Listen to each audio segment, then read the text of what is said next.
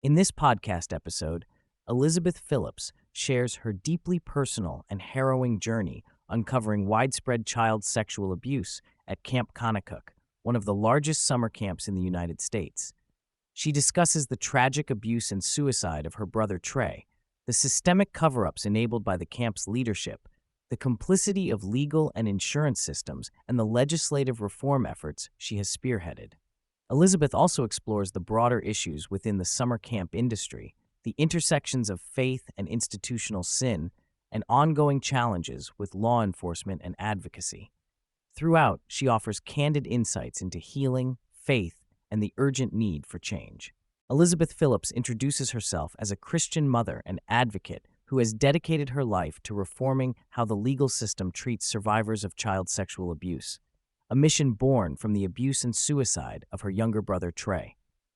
Trey was sexually abused and likely trafficked by a senior leader at Camp Kanakuk, Pete Newman, whose criminal conviction left hundreds, possibly thousands, of victims. Elizabeth details the devastating impact of her brother's abuse and eventual suicide in 2019 at age 28, highlighting how a restrictive nondisclosure agreement, NDA, after his civil settlement, enforced silence around the abuse. Labeling her journey as Operation Millstone, she explains her evolution from grieving sister to advocate fighting systemic failures that allow such abuse to persist, emphasizing the necessity of law reform to make real progress. Elizabeth paints Camp Kanakuk as a sprawling evangelical sports camp located in southwest Missouri's Ozarks, boasting over 500,000 alumni and thousands of staff. Founded in 1926, the camp operates under the long-standing leadership of the White family, in particular Joe White, CEO and public face of the organization. The camp is deeply enmeshed in evangelical culture, attracting privileged families across the country and boasting expensive, multi-tiered programming for children from young ages through adulthood. Elizabeth describes its complex structure, including segregation by race and age in separate camps, and its expansive reach that includes international mission trips and parallel ministries like Kids Across America and basketball academies. Despite its reputation, Kanakuk has long harbored a culture of abuse, which was systematically ignored and covered up by its leadership. Detailed accounts reveal years of abuse by key perpetrators, such as Pete Newman, who was arrested and sentenced to 3 life terms, but was protected for years by the camp's leadership despite multiple reports of inappropriate behavior. Elizabeth shares harrowing information about Newman's systemic abuse, including filming children in exploitative scenarios overseas, and Joe White's dismissive attitude characterizing the abuse as mere boys being boys. She exposes how leadership disciplined Newman with trivial measures and continually failed to report or stop his behavior. The camp's Kanakuk Child Protection Plan, designed post-exposure, was criticized as inadequate and, disturbingly, distributes material from pedophiles' own manuals as training.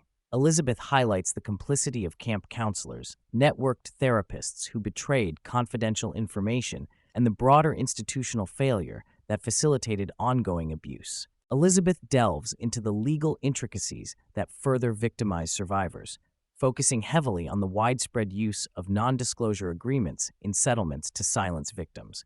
Her brother's settlement included a restrictive NDA that prevented him from speaking publicly, and she outlines the coercive tactics survivors face to sign these agreements, sometimes under threat of case dismissal or legal sanctions.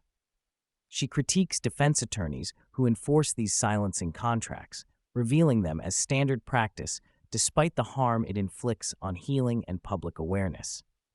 Elizabeth discusses ongoing fraud litigation involving Kanakuk and their attempts to federally sanction families resisting such NDAs, showcasing the tangled and adversarial landscape survivors must navigate. She also notes legislative victories to make these NDAs void or unenforceable, especially in Texas with Trey's Law. From grief to activism, Elizabeth has mobilized parents, survivors, and lawmakers to pass laws reforming civil statute of limitations and banning NDAs in child sexual abuse cases. She discusses her engagement with state legislatures in Texas, Missouri, and other states, facilitated by pro bono lobbyists and allies, to champion Trey's Law, which strengthens survivors' rights to seek justice without forced silence. Elizabeth underscores the blocking efforts by powerful interests, including insurance companies, the camp's influence, and church organizations resisting change. Despite opposition, she celebrates key successes and ongoing campaigns, including the Campaign for Camp Safety, following the tragedy at Camp Mystic in Texas, where 27 young girls died in preventable flash floods. She describes her coalition building with grieving families to push for regulations mandating camp safety protocols and transparency. The episode exposes the financial underpinnings feeding this systemic abuse. Kanakuk's transformation from a for-profit to a nonprofit and ultimately a church status entity served as tools to shield assets and evade accountability. The White family profited millions through complex LLCs and privileged arrangements while abuse proliferated. Elizabeth traces the flow of money into international ministries, including Haiti, where allegations of trafficking and organ harvesting are linked to partner organizations funded by Kanakuk and its affiliates.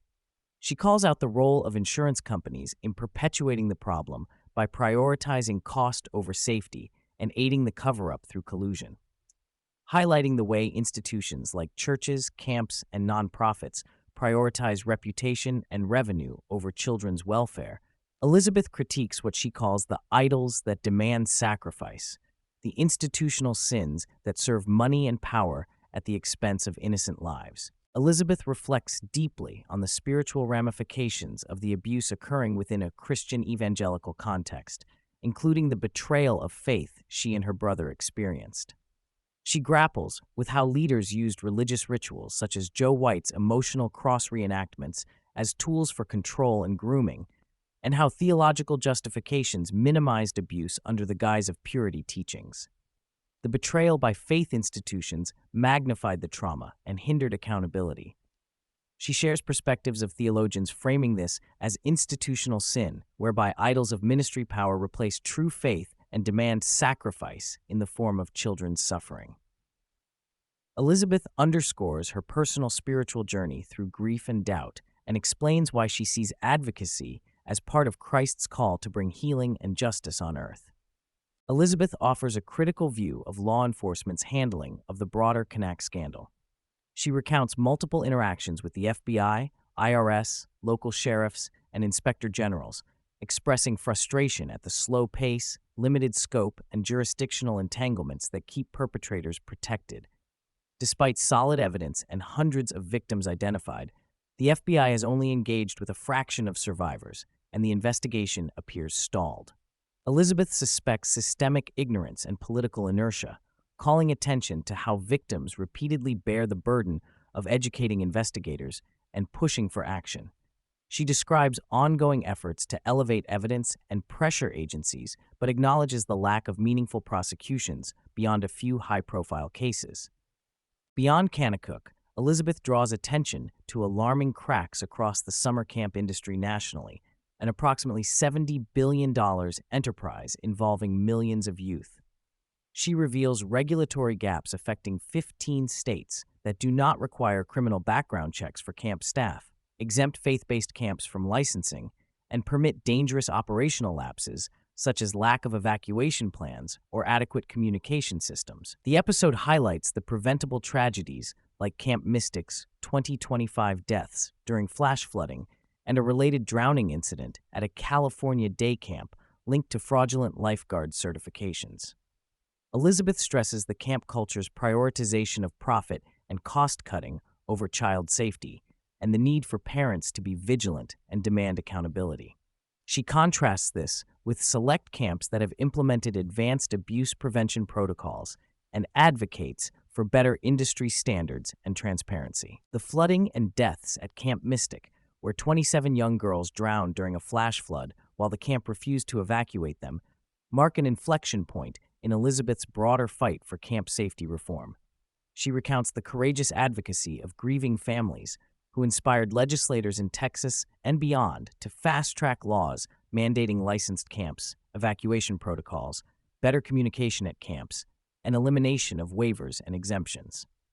She discusses the Heavens 27 Camp Safety Act and the creation of awareness campaigns and tools enabling parents to vet camps effectively.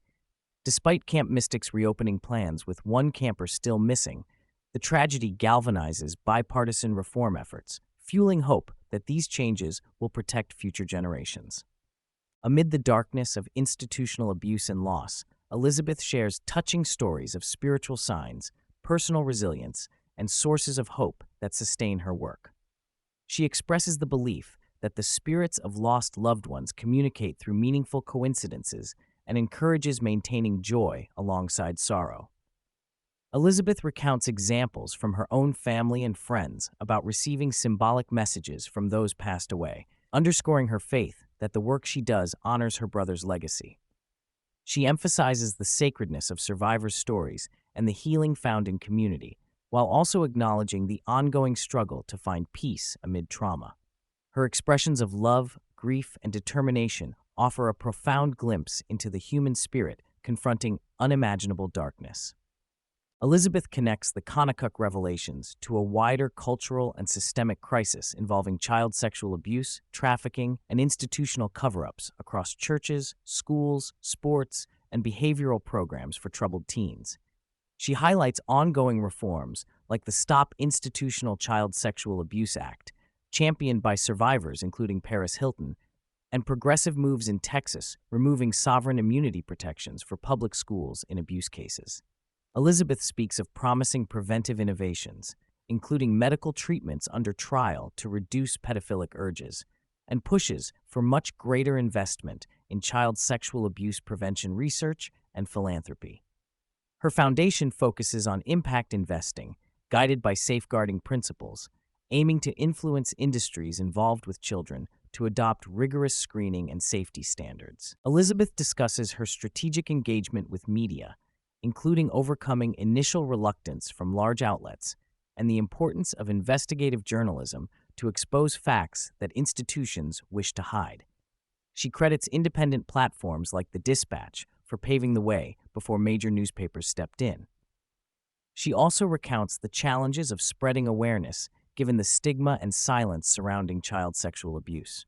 Elizabeth emphasizes the vital role of survivors, advocates, and public pressure in breaking the culture of silence and pushing legislative change. She calls on parents and communities to amplify messages and demand accountability for the protection of all children. Reflecting the risks she faces as a high-profile advocate confronting powerful and dangerous entities, Elizabeth mentions her acquisition of firearm training and everyday carry weapons for self-defense.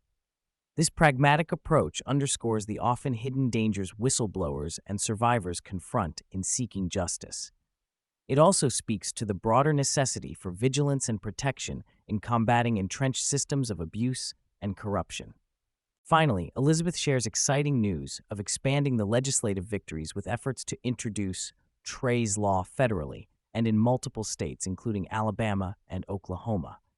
She notes the growing alliances with senators such as Ted Cruz and Jill Brand, and the establishment of coalitions to spread camp safety reforms nationwide. With robust lobbying, survivor-led advocacy, and legal innovation, Elizabeth envisions a future where children's safety is prioritized above institutional protectionism and silence.